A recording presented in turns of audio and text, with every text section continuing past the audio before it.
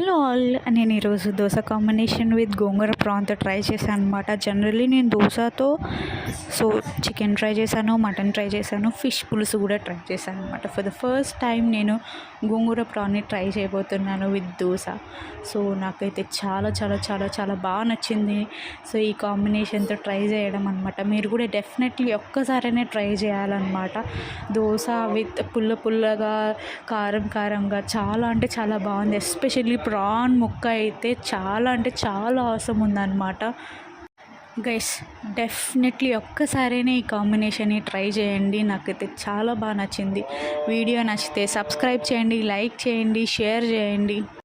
Video నచ్చితే like చేయండి, share చేయండి, అస్సలు మర్చిపోవద్దు సబ్స్క్రైబ్ చేయండి. ఎందుకంటే మన ఛానల్లో మోర్ ఇంట్రెస్టింగ్ వీడియోస్ రాబోతున్నాయి.